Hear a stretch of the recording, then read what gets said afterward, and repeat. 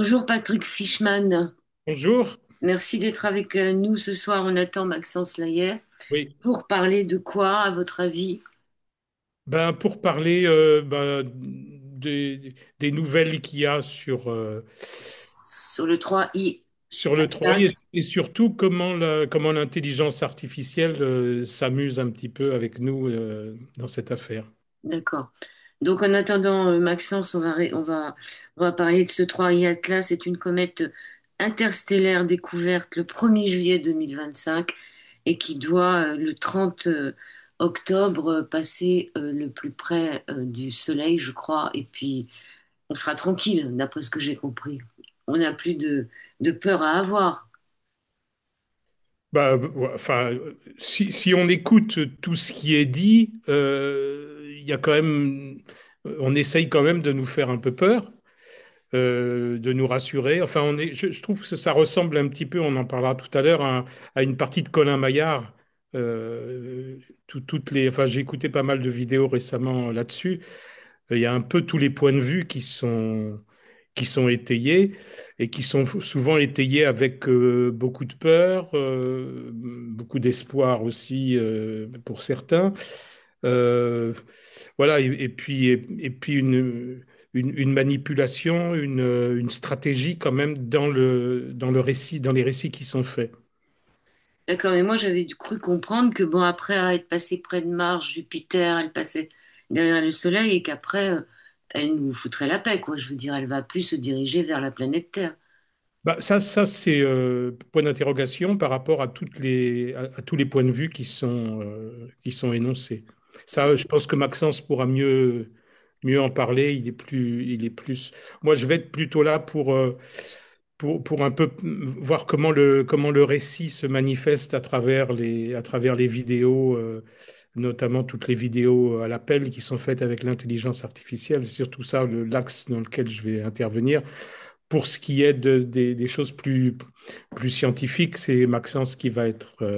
J'ai relayé des vidéos qui étaient faites par l'IA et, et si on n'est pas très attentif au son, on ne se rend pas compte que c'est une IA, sauf qu'ils disent pas peut-être, ils disent peut être. Oui, C'est-à-dire, c'est le seul truc qui fait qu'on se rend compte que c'est une IA. Alors, effectivement, sur le plan de l'écoute, on sait très vite que c'est une intelligence artificielle parce que les mots sont mal découpés, parce que l'émotion est un peu téléphonée. Mais il y a aussi,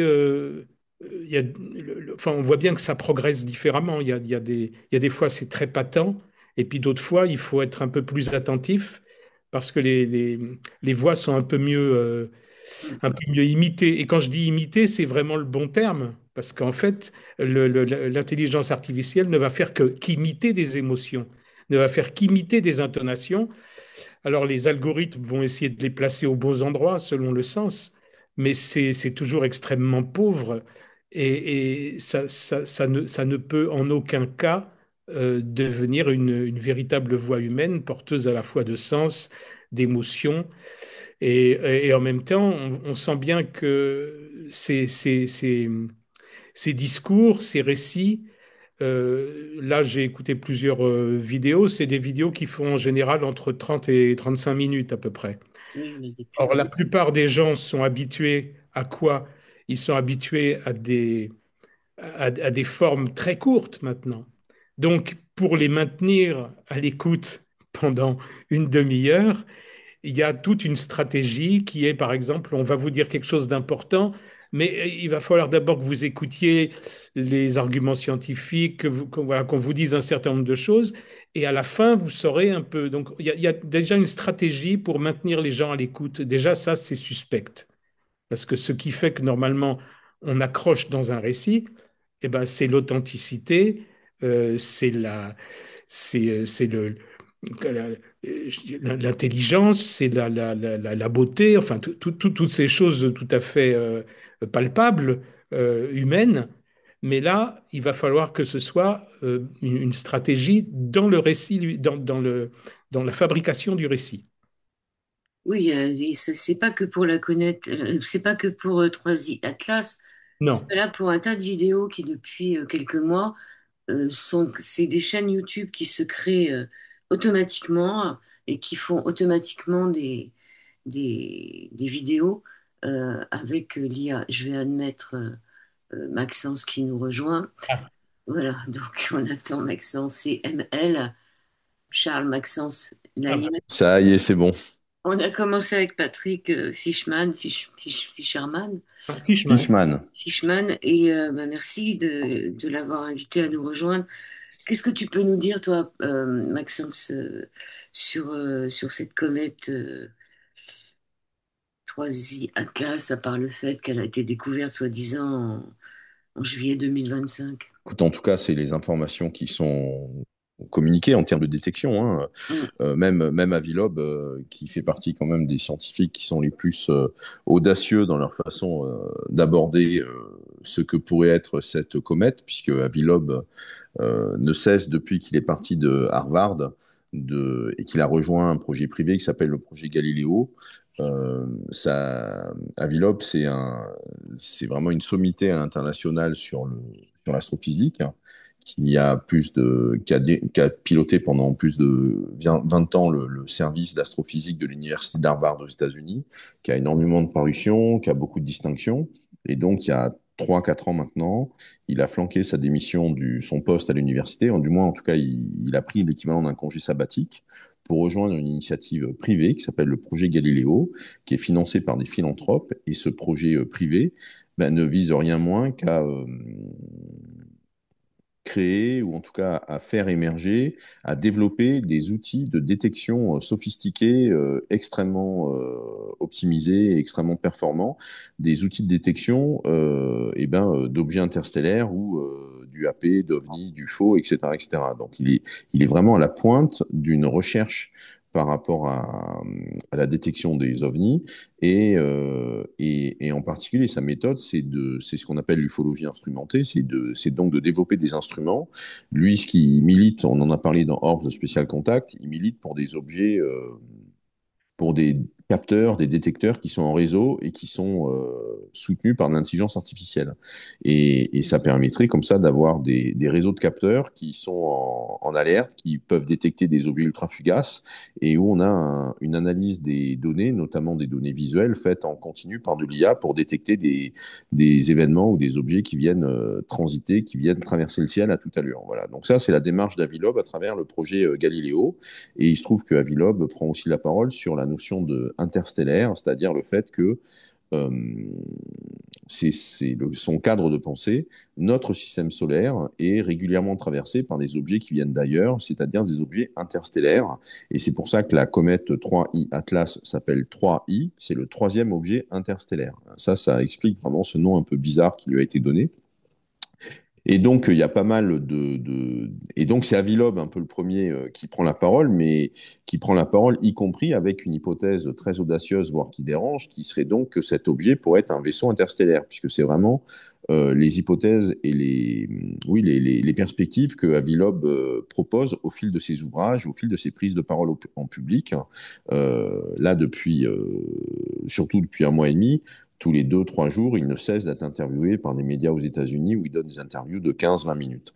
Donc c'est vraiment Avilob au niveau de la communauté scientifique, on va dire universitaire, officielle, qui est le plus aventureux dans ce qu'il peut proposer, puisque lui, il n'hésite pas à dire qu'à ses yeux, vu la quantité d'anomalies qui accompagnent cette comète, on est très loin de pouvoir écarter l'option que ça soit l'idée que ça soit un véhicule qui viendrait d'ailleurs et donc un véhicule extraterrestre ou en tout cas un objet interstellaire.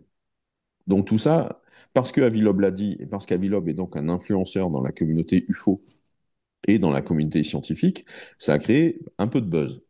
Et comme ça a créé du buzz, eh ben, ça a créé du contenu sur Internet. Et donc ça a créé des commentaires et encore des commentaires via des podcasts, via des émissions en ligne qui ont eu lieu. Et ce qui fait que l'étape d'après, c'est quand on a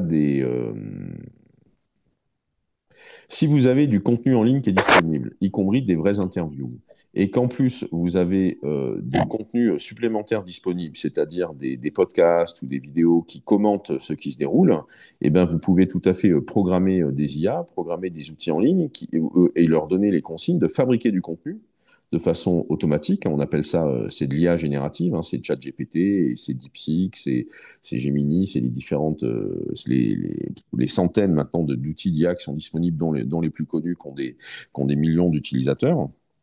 Et donc, il y a des outils en ligne qui permettent comme ça de donner des consignes pour demander à des outils IA. Il y en a un qui va fabriquer des images, il y en a un autre qui va fabriquer du texte, il y en a un autre qui va fabriquer de la voix, il y en a un autre qui va mettre ça en musique. Et ce qui fait que on donne des consignes à un outil IA qui va faire office de chef d'orchestre pour par effet de cascade pour demander à d'autres IA de produire d'autres éléments du contenu. Et tout ça peut s'articuler ensemble et tout ça peut être posté automatiquement sur YouTube ou sur un réseau social quel qu'il soit. Et donc, on est sur du contenu. De la même façon qu'on a de l'IA générative, là, on est maintenant avec du contenu génératif et du contenu qui est généré par des IA qui sont autonomes et à qui on a demandé de produire du contenu. Et ce qui fait que, puisque elles produisent du contenu sur la base des injonctions ou des requêtes qu'on leur fait passer, ce qu'on appelle des prompts.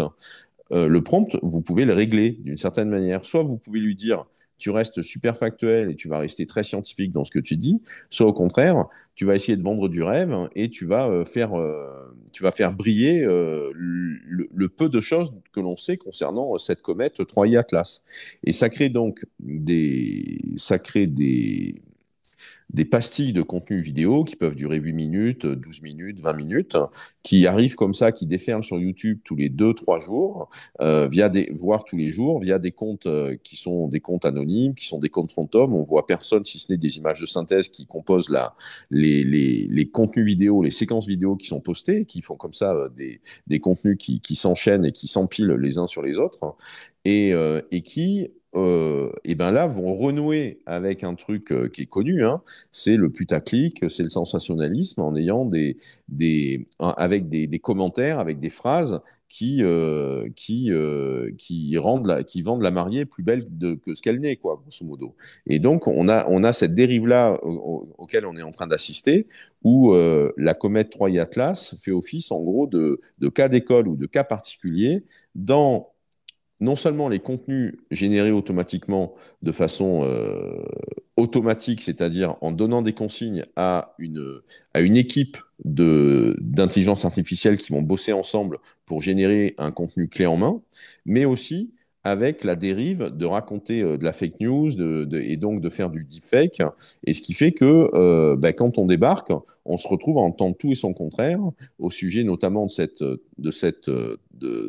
de cette comète 3I Atlas, avec des vidéos qui ont l'air très convaincantes, avec une jolie musique, etc., etc., alors que c'est uniquement, entre guillemets, du bullshit, c'est uniquement du contenu synthétique. Les spécialistes parlent de médias synthétiques, parlent d'une information artificielle qui est postée en ligne et qui se retrouve à être disponible, cliquable, visionnable, au même titre qu'une autre information que des vrais humains vont avoir produit. Oui, il y a même des personnes qui disent que c'est une intelligence, que cette comète est intelligente. Il y en a même d'autres qui disent que c'est une entité qui va venir nous sauver. Enfin, on a tout et son contraire. Mais ça sert à quoi alors finalement de nous envoyer toutes ces vidéos? Eh ben, ça fait marcher le business de l'attention, le fameux Mm. capitalisme de l'attention. Ça fait du buzz, ça fait de l'audience, et donc ça fait du temps de cerveau disponible. On est avec des médias, notamment sur les réseaux sociaux, qui reposent sur le buzz. Donc plus un contenu fait de buzz, plus il va être rémunérateur, et plus même en tant que plateforme, plus les usagers, plus les utilisateurs vont rester scotchés à la plateforme plutôt que d'aller faire autre chose. Et donc, c'est très bien pour leur modèle économique, c'est très bien pour le cours de la bourse, c'est pas très bien pour notre santé mentale. Et là, en l'occurrence, une des conséquences directes de cette prolifération des contenus deepfake, des contenus générés par IA, mais au sens où ils sont générés intégralement par IA.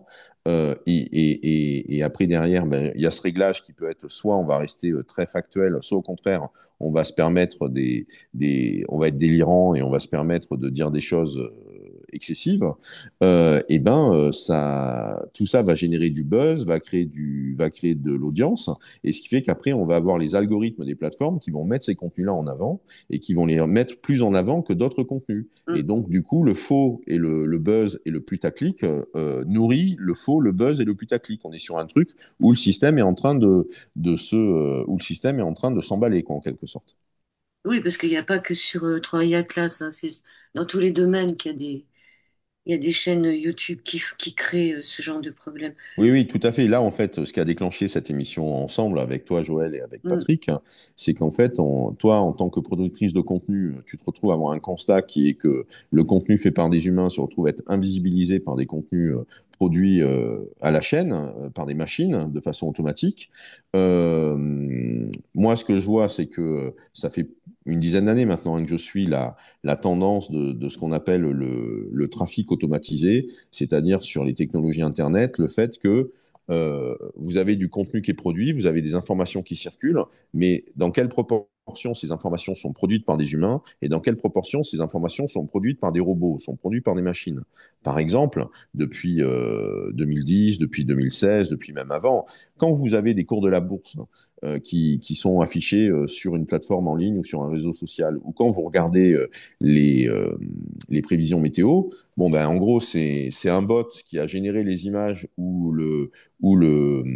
la liste des températures. Et puis, c'est un autre bot qui fait qu'il y a transmission des données entre un site et un autre site. Et donc, c'est des bots entre eux qui s'organisent dans ce transfert de données. Mais là, on est donc avec des outils automatisés avec des assistants qui font le boulot à la place d'un humain de cueillir des données fabriquées par des machines qui circulent et qui soient affichées. Et donc ça fait partie du trafic automatisé et ça représentait 30%, mettons, du trafic du web. Et là, ce qui se passe, c'est que plus on a de bots et de machines qui rentrent dans le système Internet, plus la proportion de l'humain diminue. Et donc, depuis 2016, puisque c'est en 2016 qu'on a l'affaire, on a le scandale Cambridge Analytica, qui est l'histoire qu'il y a eu des humains qui ont fait qui ont, de façon un peu frauduleuse, qui ont récolté des données personnelles via des questionnaires assez élaborés, des questionnaires marketing assez élaborés, et ça leur a permis de fabriquer des faux profils sur les réseaux sociaux, de fabriquer des fausses personnalités, vraiment des profils marketing artificiels qui étaient ciblés par rapport aux tendances qui ont été détectées dans le public, des tendances sociologiques, des tendances de marketing politique. Et donc, ils ont créé des faux comptes, ils ont créé des faux contenus, ils ont créé des faux commentaires sur des faux posts qui étaient faits sur les réseaux sociaux et en particulier sur Facebook, histoire de faire monter la sauce par rapport à des moments où les débats pouvaient être animés, par exemple dans le cas de l'élection de Trump en 2016-2017 ou dans le cas du Brexit, du, du, du, du, du vote sur le Brexit qui avait lieu, du référendum sur le Brexit qui avait lieu en Grande-Bretagne. Et donc c'est là où le grand public, mais aussi les spécialistes, on a un truc qui leur a sauté aux yeux, qui leur a sauté au visage, c'est le fait que des faux comptes pouvaient avoir un effet sur la réalité et pouvaient orienter les opinions des personnes et les orienter de. Le problème, c'est pas que les personnes aient des opinions. Le problème, c'est qu'on ait des fausses identités au sens des faux comptes, des comptes qui sont gérés par des machines, qui envoient des informations qui sont scriptées avec des dialogues qui sont conçus de telle manière à mettre de l'huile sur le feu, de façon à radicaliser les opinions. Okay, donc on est sur une manipulation des consciences, hein, et cette manipulation des consciences va se traduire par des effets de bord, et notamment au niveau des votes. Hein. Le problème se situe là-dedans. Et donc, c'est Cambridge Analytica qui est le dossier en 2016 qui rend tout.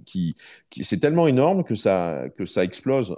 D'ailleurs, c'est lié à un lanceur d'alerte de Cambridge Analytica qui fait fuiter des informations et qui dénonce sur la place publique cette magouille et cette manip. Il n'y aurait pas eu de fuite interne, on n'aurait pas été au courant. Hein. Mais donc, on a le scandale qui sort, ça sort sur la place publique et on prend conscience qu'il y a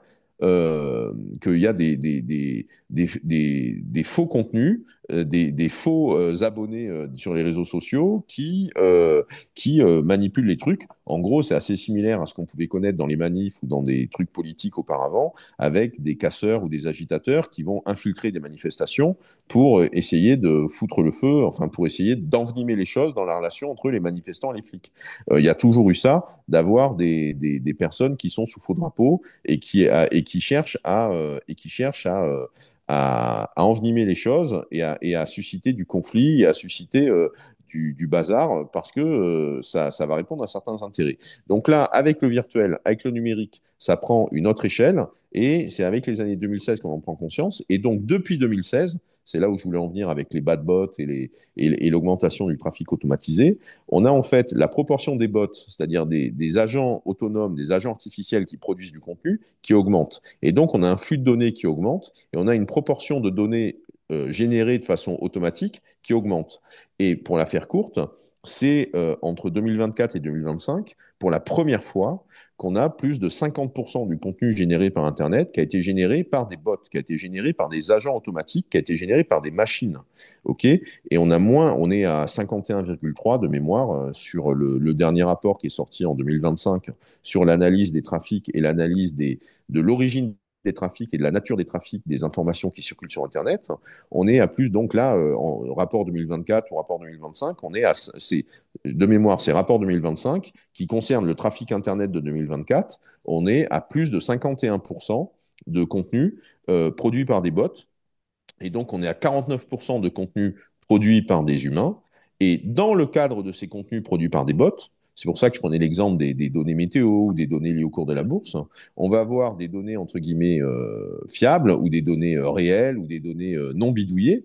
Et puis, on va avoir des bad bots, c'est-à-dire des bots qui cherchent soit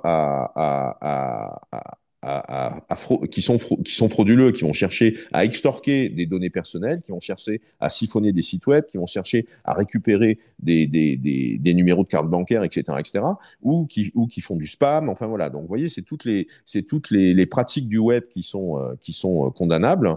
Et donc ça, on va appeler ça les bad bots. Et donc les bad bots aujourd'hui, premièrement, ils sont à 39% à peu près du trafic du web. Hein. Donc on est à enfin, en tout cas, il représente plus du tiers du trafic des bots, c'est du bad bot. Et ce qu'il y a, c'est que le nombre de bad bots a augmenté drastiquement. On est passé de 30% à 39% en 2 ans, lié au développement de l'IA générative. Donc on a comme ça une espèce de séquence d'amplification qui se déroule. L'IA générative banalise et démocratise l'accès à tout le monde à des outils très puissants pour fabriquer des bots, fabriquer des requêtes automatisées. Ce qui fait que ces requêtes automatisées, il y en a de plus en plus. Il y a de plus en plus d'agents virtuels qui sont conçus par des individus, par des usagers d'Internet. Donc, mettons, une personne va créer 5 ou 6 bots, donc ça multiplie le nombre de bots qui vont faire des actions sur Internet. Donc, ce qui fait qu'on a la proportion du contenu artificiel, du contenu synthétique, du contenu automatisé, de ce trafic automatisé qui va augmenter, et ce qui fait qu'on a la part de l'humain qui diminue. Et là, aujourd'hui, si on noircit le trait, et on reviendra sur 3i Atlas juste après, si on noircit le trait, on pourrait voir sur les réseaux sociaux des guerres de bots avec des bots qui ont des faux comptes qui vont laisser des commentaires sur d'autres faux comptes. Et ce qui fait qu'on va avoir des réponses aux commentaires où c'est des bots qui discutent avec des bots. Et ce qui fait que quand vous êtes un humain et vous déboulez là-dessus devant, que ça soit un compte Twitter, que ça soit un compte Facebook ou que ça soit autre chose, eh bien, vous tombez sur des échanges qui sont ultra violents, qui sont très radicaux au niveau des arguments qui sont envoyés. Mais en fait, c'est juste un effet de mise en scène de ces bots qui s'envoient des flèches entre eux simplement en suivant les scripts qu'on leur a donnés et surtout en suivant, soit ils génèrent eux-mêmes les réponses, puisque maintenant ils peuvent le faire, ils vont générer eux-mêmes les réponses qu'on leur a demandé de produire, soit ils se contentent simplement de piocher dans un répertoire de phrases clés, de phrases types sur lesquelles on les a alimentées. Ça, c'est ce qui se passait jusqu'aux années 2022, quoi, grosso modo.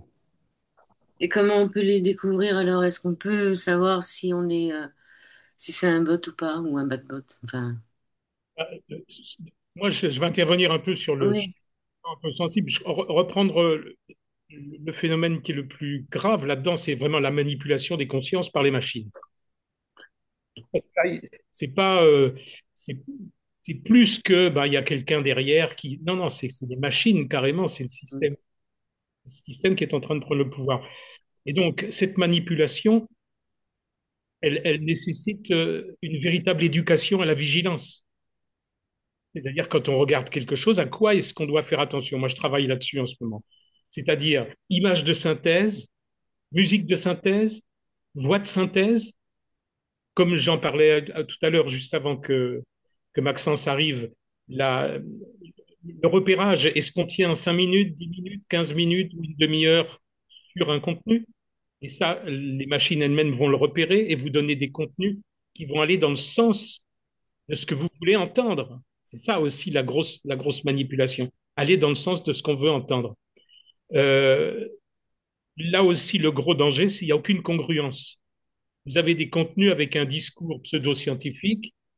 On vous dit, par exemple, que Troy Atlas est un caillou, et en même temps, on vous montre des images d'un vaisseau spatial, ou alors l'inverse. C'est-à-dire que les, les, les, enfin, que ce soit le verbe, enfin, si on peut appeler ça un verbe, que ce soit le contenu vocal, que ce soit les images, euh, que ce soit le troisième, c'est-à-dire la musique de synthèse, etc., elle se marie pas d'une façon euh, congruente. Elle porte en elle-même une division en nous.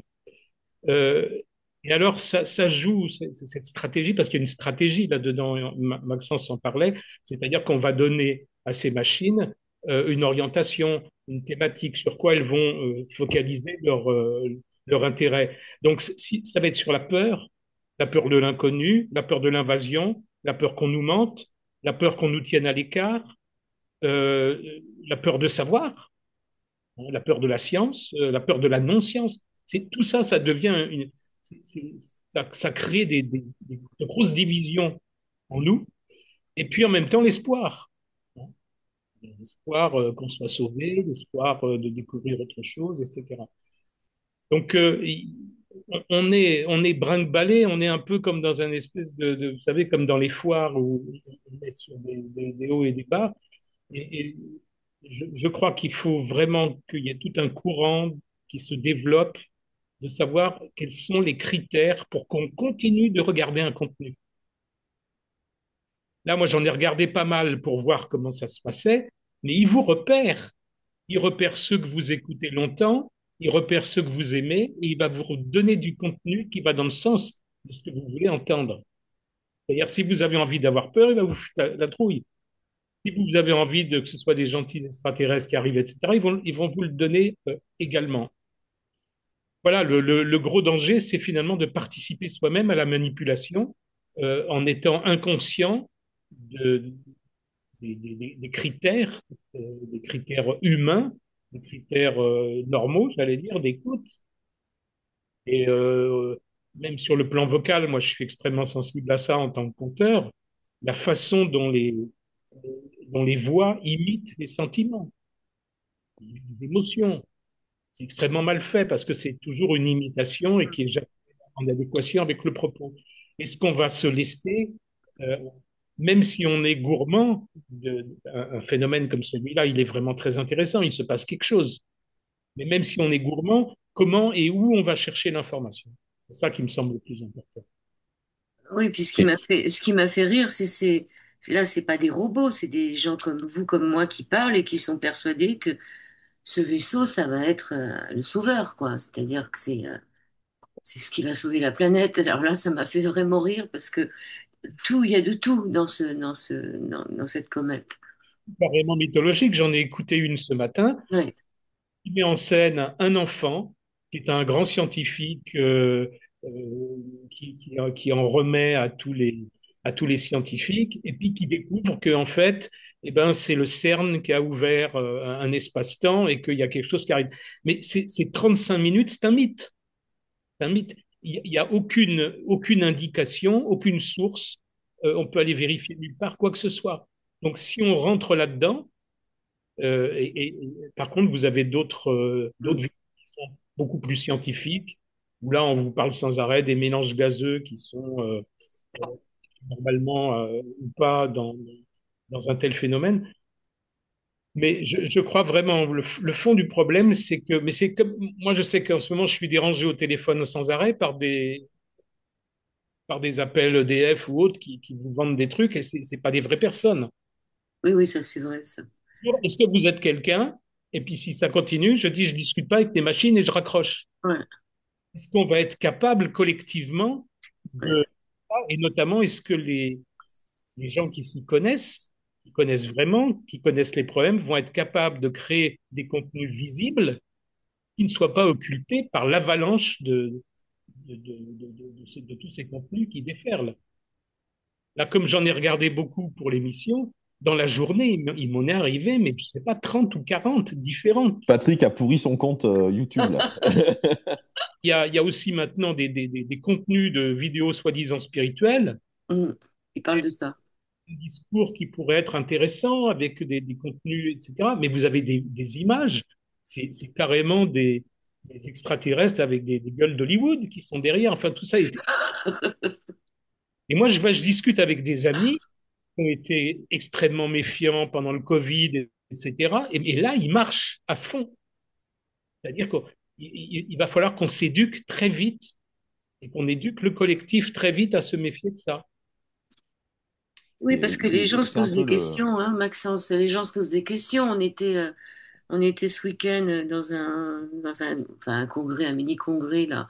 Et il y a une femme qui t'a posé la question. On n'a pas parlé de 3i Atlas. Ce qui est intéressant ou ce qui est particulièrement intéressant, c'est que euh, cette, cette tendance de la montée en puissance des contenus fabriqués par des machines qui viennent prendre le dessus ou qui se font plus nombreux que les contenus faits par des humains, c'est une tendance qui, ça y est, on est dans le point de passage maintenant, mais c'est une tendance qui ne date pas d'hier, elle date depuis une dizaine d'années. Voilà. Et là, ce qui se passe, c'est qu'effectivement, les technologies, en se connectant entre elles, font un effet d'amplification, font un effet de multiplication, voire de démultiplication.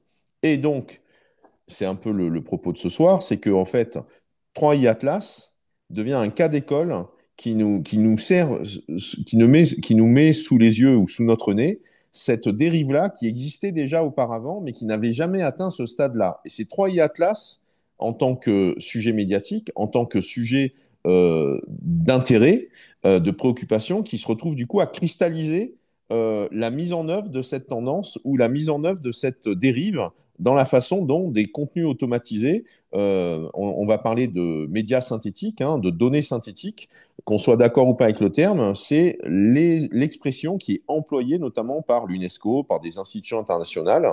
Et donc, ce qui fait que si on a des médias synthétiques, c'est-à-dire des contenus qui sont générés par de l'assistance technologique, c'est la périphrase qui est employée pour ne pas faire une liste IA, clonage vocal, hyper deepfake, etc., etc., images de synthèse et tutti quanti.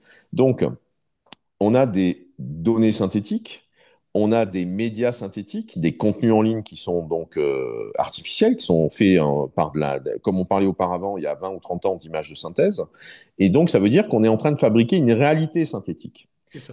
Et cette réalité synthétique dans laquelle on baigne et dans laquelle on barbote au sein des réseaux sociaux, là aussi, c'est le seuil au-delà duquel les humains ne vont plus être en mesure de distinguer les médias authentiques des médias fabriqués par des IA. D'accord. Et donc, et 3i Atlas, en tout cas, c'est ce qui nous relie tous les trois, chacun de notre côté par rapport à notre trajectoire, d'où cette émission spéciale qu'on fait ensemble ce soir sur deepfake, UFO, lançons l'alerte, hein, grosso modo.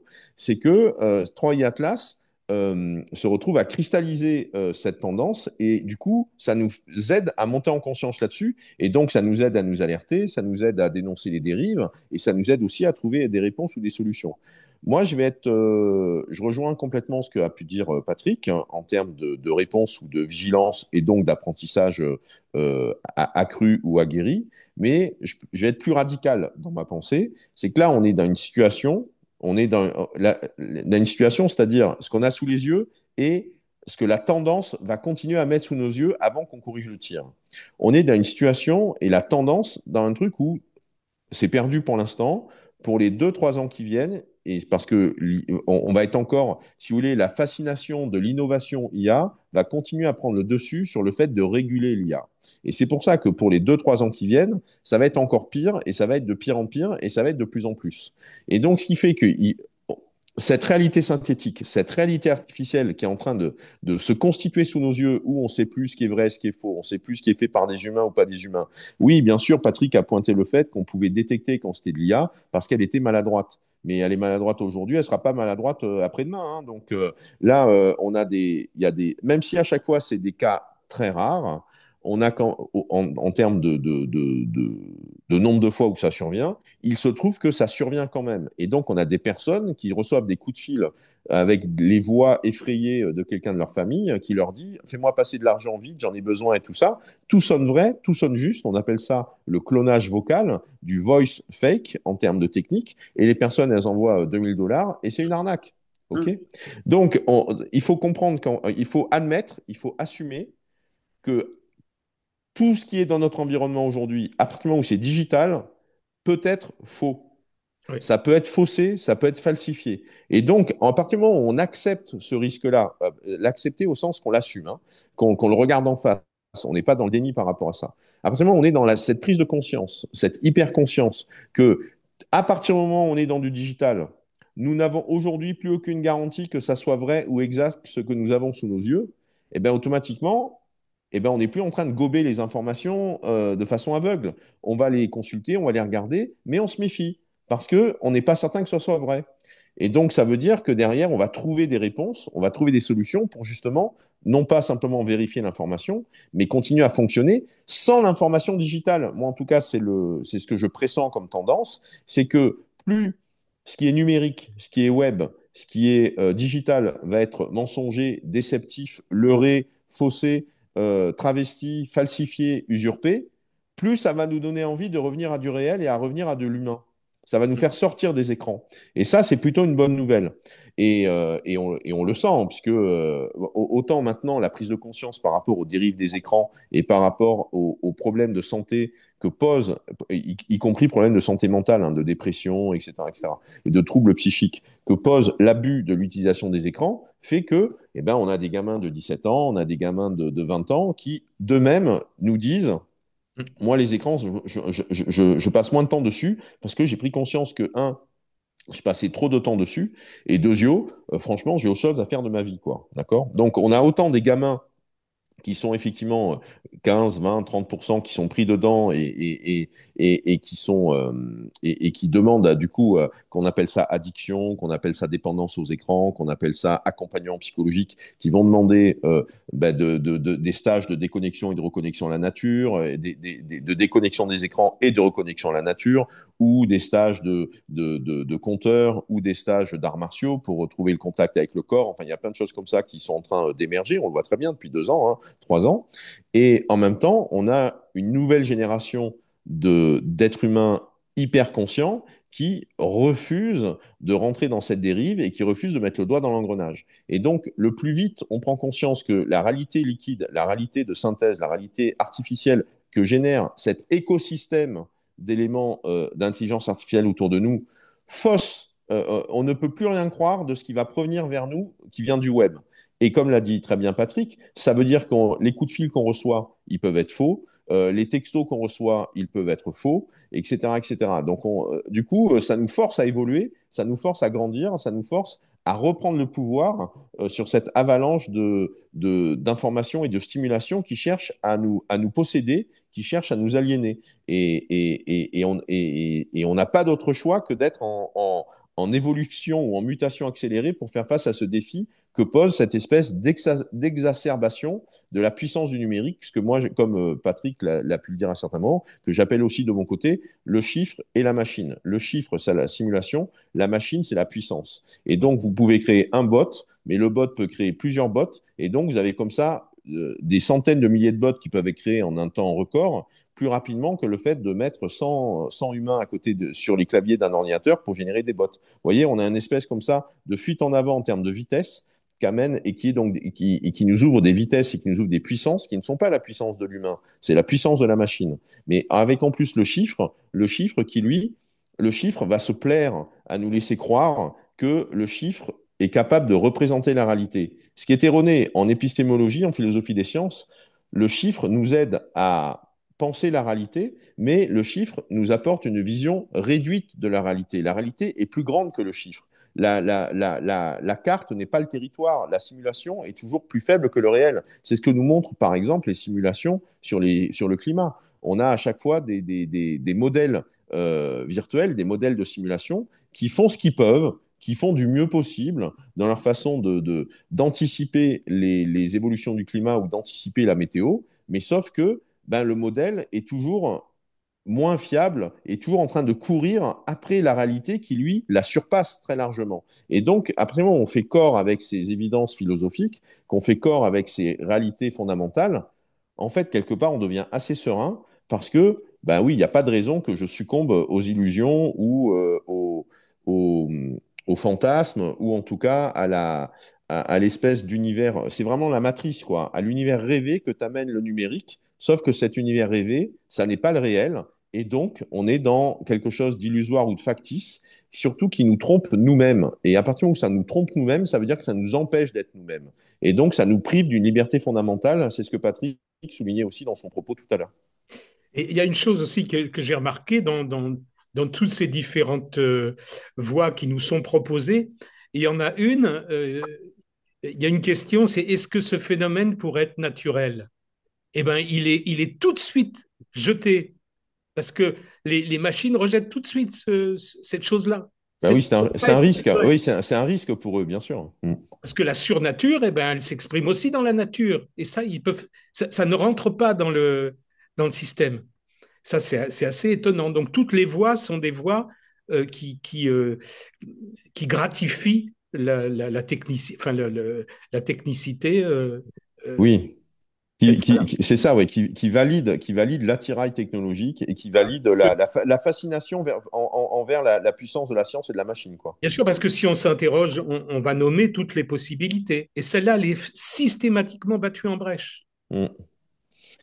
Et un autre point, donc premièrement, Troy Atlas, tu l'as dit, Patrick, et tu l'as dit aussi, Joël, on se retrouve à constater une avalanche, une vague, une submersion, une déferlante de contenu faux, au sens de contenu synthétique, de contenu 100% IA. Ok, c'est pas simplement qu'il y a trois images de synthèse derrière un humain qui est en train de raconter un truc. C'est qu'on est sur des contenus qui sont du début à la fin entièrement générés de façon automatique et entièrement générés de façon artificielle. Et si on reste dans le champ de l'UFO, eh ben, ça ouvre le fait que la fameuse photo qui sera la preuve définitive ou la vidéo qu'on va prendre qui va être la preuve définitive il y a des sous-coupes ou qu'il y a des trucs qui existent, eh ben, ça va torpiller toute crédibilité et toute fiabilité à n'importe quelle preuve visuelle que des personnes de bonne foi vont chercher à mettre sur Internet. Et donc, on est confronté à ça. C'est-à-dire que le côté deepfake, ça vient torpiller vraiment toute possibilité de vidéos crédibles sur la question des UFO, soit parce que, et il y en a déjà eu depuis un an et demi, hein, je développerai un peu plus tard si on a le temps là-dessus, on a des cas concrets et précis qui montrent bien qu'il y a déjà eu, depuis un an et demi, des fausses vidéos UFO, mais hyper réalistes, qui ont fait des millions de vues avant que les créateurs eux-mêmes de la vidéo prennent la parole deux, trois jours plus tard ou deux semaines plus tard pour dire c'était une vidéo en image de synthèse, c'est moi qui l'ai fait et je l'ai fait exprès pour qu'on prenne conscience du réalisme, du photoréalisme, de l'hyperréalisme des images qu'on est capable de faire aujourd'hui. D'accord? Donc, des gens qui ne font pas gaffe, ce qu'évoquait Patrick, vont faire du buzz et diffuser des images qui sont des images faites par des humains, ou en tout cas, c'est des humains qui sont à l'initiative de l'image et qui sont des fakes par rapport à des trucs UFO. Mais comme tout le monde va croire que c'est vrai avant de découvrir que c'est faux, et ben du coup, ça torpille cette histoire de preuves visuelles ou de preuves audiovisuelles qu'on pourrait avoir pour mettre en évidence une réelle observation d'OVNI ou une réelle détection d'OVNI dans le ciel. Et en plus, on a envie de savoir la suite quand même. C'est clair. Mais ça va même assez, si je peux rajouter, ça va même assez loin, puisqu'il y a certaines de ces productions dont on parle là, qui jouent à la spiritualité. J'ai noté des passages Alors, ce que vous ressentez n'est pas une illusion, ça commence comme ça. Ouais. Déjà, alors, on va vous annoncer un contenu, mais vous allez déjà le sentir avant. Ceci est un message encodé, encodé. Alors, c'est-à-dire que même si vous ne comprenez pas ce qu'on va vous dire, c'est encodé. Ça paraît canalisé et modulé depuis la source. Vous n'avez pas besoin de comprendre pour que ça vous atteigne. J'ai entendu ça tout à l'heure. C'est-à-dire que ça va même jusque dans des simulacres de vision intérieure, de vision sensible, etc. C'est-à-dire que si on programme, si ces programmes sont s'il y a une intention derrière ces programmes, ils peuvent aller depuis la façon la plus scientifique de voir jusqu'à la façon la plus soi-disant ésotérique. On a là un espèce de panel, c'est-à-dire que l'intelligence artificielle, elle va partout. Elle ne va pas simplement s'occuper du côté science-fiction, etc. Non, c'est toutes les formes de récits qui peuvent être mises en avant et qui peuvent être traitées par les machines, quoi. Alors après, on peut effectivement rebasculer sur Troy Atlas et sur les Oui, anomalies de Troy Atlas et sur ce qui se profile, si tu veux qu'on parle de cela, ouais, Joël. oui, parce qu'on se demande ce qui va se passer après. Tout le monde, de toute façon, va essayer de savoir ce qui se passe. Oui, mais il faut bien comprendre que cette interrogation, elle est à minimum pour moitié induite par l'effet de buzz qui va être généré par rapport au buzz que génère Troy Atlas. C'est ce que je racontais un peu au début, c'est-à-dire que tu as un buzz légitime par rapport aux anomalies qui accompagnent cette comète. Je le rappelle parce qu'on ne les a pas forcément dites, hein. Elle a une brillance qui est très anormale, elle est très élevée, elle a une taille qui est assez imposante parce qu'elle est grande comme Manhattan, hein. On a un scientifique respectable qui aborde ouvertement l'hypothèse que c'est peut-être un vaisseau extraterrestre. On a des émissions d'éléments chimiques qui ne se trouvent pas d'habitude autour d'une comète. Et on a même d'autres types d'anomalies qui la caractérisent, y compris sa trajectoire, qui défie toutes les probabilités. Donc tout ça, ça fait beaucoup d'anomalies. Et donc, du coup, comme ça crée beaucoup d'anomalies, bah, c'est là où ça y est, hop, on imagine tout et son contraire. Et donc, tu vas avoir des humains qui font du contenu où ils se lâchent. On va avoir des personnes qui sont médiums et qui vont dire je suis en communication télépathique avec Troy Atlas et voilà les infos que je reçois. On va avoir des scientifiques qui vont dire ce que raconte Avilob, c'est n'importe quoi, il a trop fumé la moquette. On a Avilob qui lui reste très serein et très tranquille et qui continue à dérouler ses réflexions et et ses observations de scientifiques dans des interviews grand public, à des 20 heures sur des networks américains, des chaînes du câble et des choses de cet ordre-là. Et puis, du coup, on va avoir des blogueurs, enfin, pardon, des podcasteurs, des gens qui font des émissions sur YouTube liées aux ovnis ou liées aux UFO, qui donc vont faire des émissions dédiées sur Troy Atlas, où là, effectivement, on va discuter de toutes les interprétations qui sont sur la table. On va commenter ce qui est. On fait des commentaires de commentaires, en quelque sorte. Tout ça génère du bruit médiatique et tout ça génère du buzz. Et du coup, ça devient un truc qui fait du buzz. On va voir, il y a un humain qui fait son émission normale et qui va mettre des images de synthèse de Troy Atlas derrière lui. Et puis, c'est comme ça que ça commence à partir en conouille. Et moi, j'ai été frappé, comme vous deux, hein, depuis le mois d'août, de chaînes complètement euh, euh, elles ont des noms genre rencontres mystérieuses ou alors mystère de l'univers ou elles ont des noms un peu génériques comme ça avec des mots-clés en fait. Il faut comprendre que ces intitulés, c'est comme si c'était des mots-clés qui sont chargés par la langue, par la sémantique et par l'émotionnel. Donc au lieu que ça soit Patrick Dupont machin qui fait sa chaîne YouTube avec de l'astronomie, on va avoir Murmure de l'univers qui fait une vidéo de 13 minutes sur Troy Atlas. Et là, la vidéo va donc récapituler les données disponibles avec des images jolies derrière pour illustrer. Et soit on est dans de la dérive UFO, soit on est dans une approche d'astronomie un peu romancée, parce que il faut avoir conscience aussi, ça c'est un point clé, toutes les études scientifiques faites sur l'IA le confirment, tous les tests qui ont été menés sur l'IA le confirment.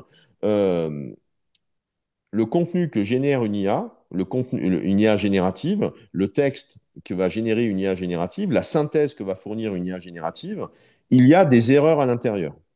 Il faut comprendre que c'est normal qu'il y ait des erreurs pour deux raisons. La première, c'est que quand c'est des humains qui le font, déjà, on le sait, il peut y avoir des erreurs à l'intérieur. Donc, déjà, même quand c'est un humain, il peut y avoir des erreurs. Donc, vu que les IA génératives cherchent à imiter des raisonnements et des façons de faire d'humains, ben, en fait, c'est presque normal et voire c'est cohérent qu'il y ait aussi des erreurs quand les IA génèrent des synthèses, quand les IA génèrent des résumés de connaissances. Et donc, en moyenne, sur 2 pages, quand ChatGPT fait un résumé de connaissances sur 2 pages, il y a en moyenne 5 erreurs dans le truc. C'est pour ça que les enseignants qui sont confrontés à des étudiants ou à des élèves qui font leur résumé ou qui font leurs devoirs avec de l'intelligence artificielle, les enseignants, maintenant, ils sont plus en train de noter ou de collecter le devoir. Une fois que le devoir il est fait, ce qu'on va faire pendant le cours, c'est de vérifier.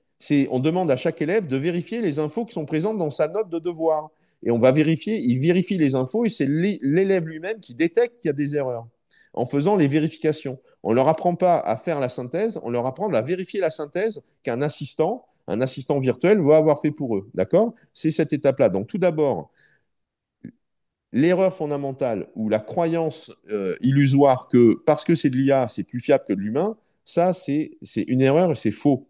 Et donc, ce qui fait que les contenus que vous allez voir qui sont générés par de l'IA, en plus, ils sont donc partiellement mensongers puisqu'ils contiennent des erreurs. Parce qu'il n'y a pas eu, c'est comme ça que la presse s'est construite pendant 2, 3 siècles, il n'y a pas eu une chaîne de vérificateurs, il n'y a pas eu plusieurs étapes, plusieurs étages, où justement le boulot, c'est de vérifier l'étage inférieur. C'est comme ça que la presse s'est construite, avec 4 ou 5 niveaux de relecture et de vérification, pour justement diminuer les taux d'erreur dans les informations que le premier journaliste peut produire. Et là maintenant, avec ce travers ou cette tendance d'avoir des infos qui sortent en direct, qui ont été générées automatiquement, qui sont composées de façon artificielle et qui sont rassemblés ensemble, articulés ensemble de façon synthétique, eh ben, ça génère de l'erreur en quantité parce que elles sont mises en ligne sans avoir été vérifiées. Ok, on a ça en plus qui se rajoute là-dessus. Alors après, par rapport à 3i Atlas et par rapport à ce que moi perso, ça c'est une opinion personnelle, mais je vais vous dire, en fait, presque je m'en fous, moi, de savoir ce que c'est et ce que ça va être, parce que de toute façon, si c'est important, on le saura un jour ou l'autre. Si ça a des conséquences sur la Terre, on le saura un jour ou l'autre. Si c'est un vaisseau extraterrestre, spatial et compagnie, on le saura un jour ou l'autre. Et donc, soit c'est pas important, et donc c'est pas la peine d'y consacrer de l'attention et de perdre du temps et de l'énergie et du cerveau là-dessus. Soit c'est important, et dans ce cas-là, si c'est important, on le saura. On le saura de toute manière. Il n'y a pas besoin de devenir fou et de lancer la roue du hamster dans la tête sur le sujet, parce que si c'est important et si c'est déterminant et si ça a un impact sur l'humanité, l'information elle viendra à nous. Là aussi, hein, depuis 10 ans, depuis 15 ans, il y a eu à plusieurs reprises des études et des recherches qui ont été faites sur le sujet avec des personnes qui, pendant 2 semaines par exemple, ne faisait aucune action de se connecter. Elles déconnectaient toute alerte d'information sur leur téléphone mobile. Elles n'allaient pas voir des sites web. Elles n'achetaient pas le journal. Elles n'allumaient pas la télé. Mais l'information est tellement présente dans notre société qu'elles étaient quand même au courant de ce qui se passait par rapport aux grandes lignes, parce que ça imbibe la société de toute manière. Même quand on sort des réseaux et qu'on n'y va plus pour aller chercher l'information vient à vous quand même. C'est pour ça que j'ai ce postulat que je vous partageais, qui est que moi, à titre personnel, bon, ben, on nous dit que c'est le 31 octobre qu'on aura des infos décisives. On nous dit que le truc va sortir du système solaire le 26 janvier, en janvier 2026. Eh ben, ça veut dire quoi? On a 2 mois pour savoir si c'est décisif ou pas. Eh ben, soyons sereins, soyons tranquilles et on le saura bien si c'est important. Ça me fait penser au bréviaire du chevalier au Moyen Âge. C'était tant qu'on ne sait pas, il faut savoir congédier l'énigme. C'est ça. Oui, puis ils avaient quand même le culot de nous dire qu'ils étaient prêts à la détruire avec une bombe, hein, quand même. Il y avait ça dans les infos, hein. De quoi tu parles là? De 3i Atlas. Si elle s'approchait trop, ils enverraient une bombe nucléaire pour la détruire. C'était dans Oui, les infos. Donc, oui, mais ça, c'est pas. Ça, c'est. Alors, qu'est-ce qui te dérange là-dedans? Parce qu'en fait, à titre perso, moi, j'ai beaucoup bossé sur les différentes catastrophes qui peuvent menacer la Terre. Et entre 2006 et 2004 et 2008, grosso modo, j'ai passé en revue à quasiment toutes les catastrophes qui pouvaient concerner la Terre. Et donc, j'ai autant fait les supervolcans que les vagues, que les méga vagues scélérates, que tremblement de terre. les tremblements de terre, les ouragans, les machins, les trucs. Et donc, j'ai bossé aussi sur la question des astéroïdes tueurs ou des choses qui peuvent venir percuter la Terre. Mais ça fait depuis l'an 2000 et donc surtout depuis 2004 que les scientifiques, par rapport à un risque que la Terre soit percutée par un objet qui vient de l'espace, c'est arrivé par le passé, ça arrive souvent sur la Lune, on sait que ça arrivera un de ces quatre. On a des systèmes de détection qui traquent comme ils peuvent ou qui détectent comme ils peuvent, parce que malheureusement, on croit qu'on est infaillible, mais c'est très, très, très loin d'être le cas quant à la détection des objets qui peuvent passer à côté de nous dans l'espace. Là, sur les 3 dernières années, très souvent, les objets dignes d'intérêt, c'est-à-dire ceux qui font 10, 20, 50 mètres de diamètre, parce que ceux qui sont plus petits, ils sont brûlés par l'atmosphère terrestre quand ils croisent la Terre. S'ils ont à croiser la Terre pour venir nous percuter, ils sont détectés genre 2 jours avant de passer à côté de nous, quoi. Parce qu'on a eu le soleil face à nous, on n'a pas pu les voir, parce qu'ils sont arrivés d'un côté où on avait juste une zone aveugle au niveau des caméras ou des machins ou des trucs. Donc, premièrement, sur la question des astéroïdes, il faut avoir en tête que depuis l'an 2000, les scientifiques et les savants travaillent à une protection de la Terre par rapport à des menaces d'un objet qui viendrait nous percuter. Depuis 2004, les savants alertent sur le fait qu'il y a besoin de moyens pour renforcer ce système de défense et d'alerte, notamment dans la détection, parce qu'on n'a pas assez d'objets autour de nous dans l'espace pour détecter ces menaces qui risquent d'entrer en collision avec nous. Et après, il y a qu'est-ce qu'on fait si on a une menace qui risque d'entrer en collision avec nous. Et par rapport à ça, là, il y a plusieurs hypothèses, il y a plusieurs scénarios possibles. Et dans les 15 ou 20 dernières années, à plusieurs reprises, lorsqu'il y a eu des sondes que les humains ont envoyées pour aller à la rencontre de comètes et ainsi de suite, c'est des sondes, la moitié d'entre elles, c'est des sondes qui étaient aussi des sondes qui testaient des mesures pour contrer le risque d'une comète. C'est-à-dire que vous pouvez la faire exploser, vous pouvez faire installer, vous allez faire poser un truc dessus qui, une fois qu'il est posé, va utiliser son réacteur pour, en gros, pousser par la droite ou pousser par la gauche, donner un coup de pouce avec sa propulsion pour que la comète change un peu de trajectoire et puisse passer à côté de la Terre. On a plusieurs scénarios, enfin, il y a plusieurs solutions technologiques qui sont envisagées pour faire face à ça. La principale question, c'est le délai de réaction. C'est le délai de réaction pour envoyer quelque chose dans l'espace et contrer la menace. Et c'est le délai de réaction pour être certain que la menace, on arrive à la contrer suffisamment tôt pour qu'elle puisse passer à côté de nous au lieu de venir sur nous.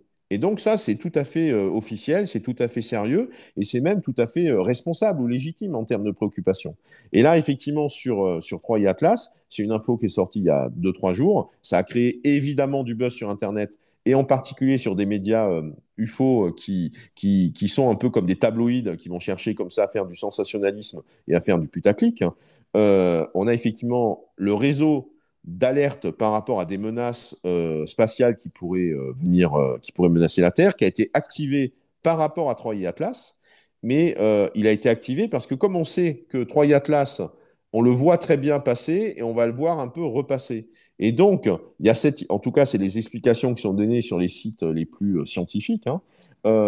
Ça va permettre de bêta-tester les procédures sur un objet réel de comment on oriente les caméras, comment on fait le tracking, comment on fait le suivi, etc. etc. C'est-à-dire que c'est comme si c'était un exercice à taille réelle pour pouvoir tester nos dispositifs pour gérer ce type de menace. C'est pour ça que le truc a été activé. Et la même information est interprétée en mode oulala, la NASA a activé le système anti-comète ou anti-astéroïde. Ça veut donc dire que c'est une menace et ils ne nous disent pas que c'est une menace. Donc, serrons les fesses et dénonçons les mensonges des institutions. Voilà.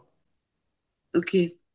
Je pense à Patrick Fishman. Pourquoi vous faites pas avec l'IA un super truc, enfin une super histoire, parce que vous êtes écrivain qui ferait rêver tout le monde. J'en ai une, je cherche un éditeur, mais il y en a une qui est prête, hein. Et c'est une super histoire. C'est une super histoire. C'est-à-dire que c'est pas forcément l'IA qui est utilisée pour écrire l'histoire, mais en tout cas, c'est les conséquences philosophiques de l'IA qui sont au centre de l'histoire. J'ai eu la chance de lire le roman de Patrick, ce conte ou cette histoire philosophique qui a une douzaine de chapitres, hein, j'ai eu la chance de le lire en avant-première. C'est génialement bien écrit, c'est hyper pertinent d'un point de vue philosophie, y compris philosophie politique. Et donc, effectivement, avec Patrick, ben, du coup, on s'active en coulisses pour trouver un éditeur pour que cet ouvrage puisse être accessible au plus grand nombre. Et pourquoi il la crée pas, il fait pas, il la crée pas avec l'IA, justement? Voilà, l'expérience que j'ai eue avec l'IA, c'était pour voir, j'ai posé des questions sur un mode poétique et ça la rend fou, ça rend fou Ben l'intelligence. justement, si vous mettiez ce que vous venez d'écrire pour voir ce qu'elle en ferait, et puis peut-être que les gens, ils l'écouteraient plus facilement que toutes Bah, ces ça conneries. m'intéresse beaucoup plus de discuter avec, avec des gens qu'avec des machines, Parce que moi, franchement. j'ai toujours pas compris comment ça marche. Parce que si vous lui lisez le texte, est-ce qu'il peut en faire quelque chose, cette IA? Il faut comprendre que l'IA, ça fonctionne, c'est un miroir. C'est ça. C'est-à-dire que ça mimique, ça nous imite, c'est un imitateur. Et c'est pour ça que et donc, c'est du cybernarcisse, ok? C'est-à-dire que donc l'IA, et c'est ça qui est vendu. Quand on nous vend des usages du style, vous pouvez lui poser les questions que vous voulez, ça peut répondre à vos besoins, vous pouvez déléguer à l'IA la gestion de votre frigo, vous pouvez demander à l'IA à la parce que l'IA connaît vos goûts, quels seraient les petits plats favoris que vous pourriez concocter, etc., etc. On est simplement sur le fait que euh, l'IA se nourrit de nos données, siphonne nos données, aspire nos données, et donc c'est un double numérique de nous-mêmes, et avec derrière toute la puissance informatique qui va avec, c'est-à-dire des serveurs, des centres de stockage, des hangars qui consomment de l'électricité, qui chauffent, qui vont être installés à proximité de chutes d'eau ou à proximité de zones avec de la glace pour refroidir, etc., etc. Donc on est avec des trucs qui bouillonnent sur Terre et qui ont un vrai impact sur la biosphère et sur l'activité de la planète, hein, au niveau minéral, au niveau énergétique, etc., au niveau des températures, etc., etc. Donc, on a ce double numérique qui consomme des ressources fossiles et qui ne sert qu'à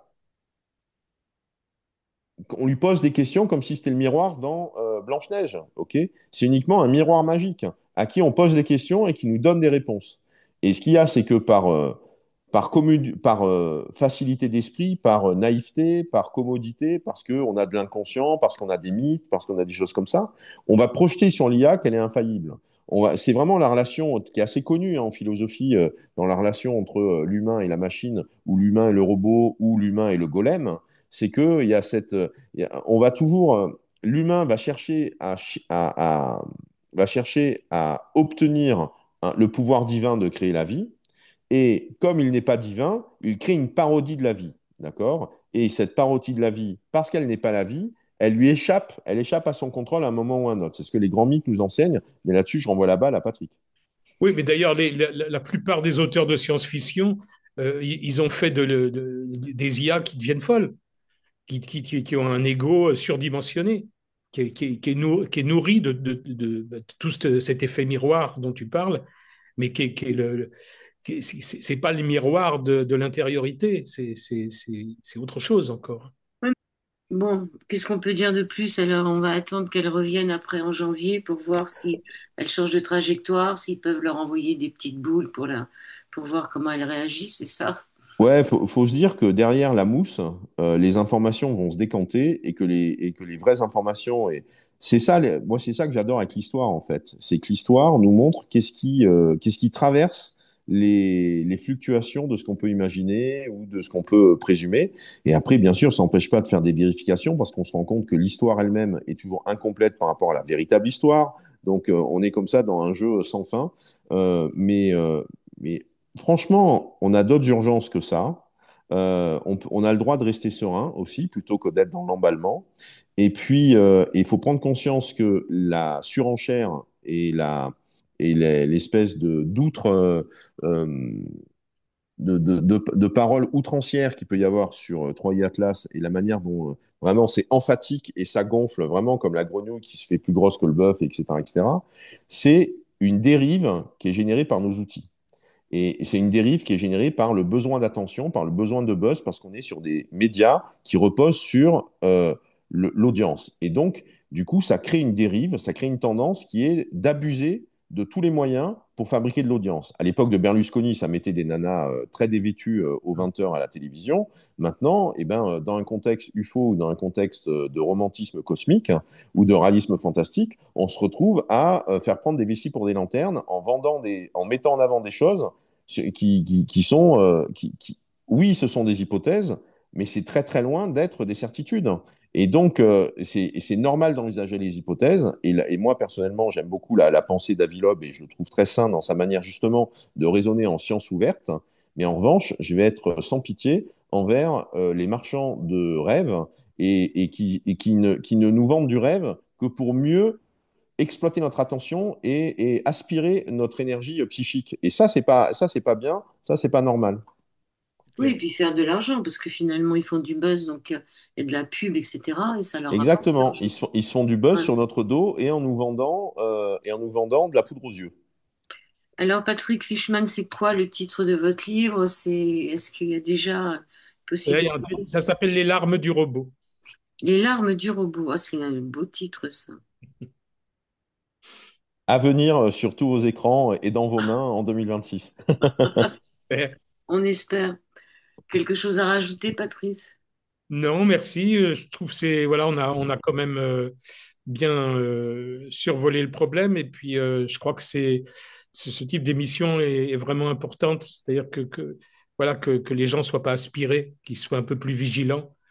Et voilà, ça va, comme dit Maxence, ça va mettre un peu de temps parce que là on est sur une ça va vite et ça va fort. Mais bon, bah, le savoir.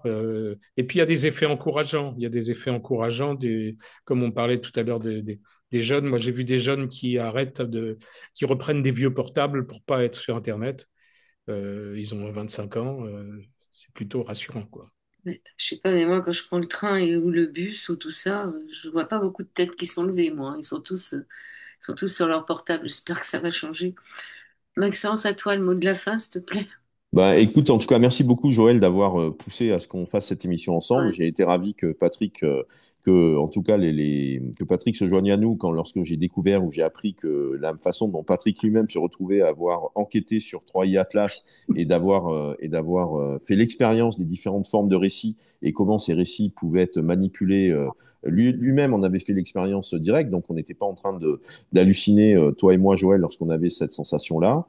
Et puis surtout, moi de mon côté, j'étais très heureux de pouvoir lancer l'alerte ce soir sur le risque que ça pose quant aux preuves sur les questions UFO, la manière exacerbée dont les deepfakes et la question UFO arrivent ensemble. Hein. Juste là pour Troy Atlas, un truc qui s'est passé, c'est un dernier jeton que je mets dans la machine sur la fin de notre discussion, parce qu'on ne l'a pas évoqué pareil, ce qui a incarné la manière dont le curseur dépassait la limite ou la frontière, c'est qu'il y a eu une fausse vidéo d'Elon Musk où Elon Musk disait que Troy Atlas était un vaisseau extraterrestre. Et cette courte vidéo a fait des millions de vues, au même titre que d'autres vidéos qui avaient fait millions de vues. Mais ce que je veux dire, c'est qu'on voit très bien que on fabrique un contenu qui sert à faire du buzz, quand bien même il est factice, et on se moque de la véracité du contenu. Et c'est Troy Atlas qui devient le prétexte à faire un contenu avec une figure d'influence, une figure d'autorité dont on va s'approprier les traits, l'apparence, on va maquiller sa bouche, on va maquiller ses lèvres, de façon à lui faire dire, comme un perroquet virtuel, comme un avatar qui est totalement frauduleux, pour lui faire dire des choses qui permettent que ça génère le buzz. Okay, et c'est Troy Atlas qui a été l'alibi ou le prétexte pour nous proposer ce type de contenu frauduleux ou factice. Okay, donc, il y a une vraie, pour moi, deepfake et UFO, il y a une vraie alerte à lancer et c'est ce qu'on a pu faire ce soir à travers cette discussion ensemble. Et vraiment, j'ai énormément de gratitude pour toi, Joël, pour ce temps ensemble. Ben, merci, parce qu'il n'y a pas que trois, il y a classe. Il faut se méfier de beaucoup de choses. Tu l'as dit pendant cet entretien. Il n'y a pas que de ça qu'il faut se méfier. Merci beaucoup à vous deux. Merci. Merci. Merci, Merci Patrick. à bientôt. Ouais, et merci Maxence.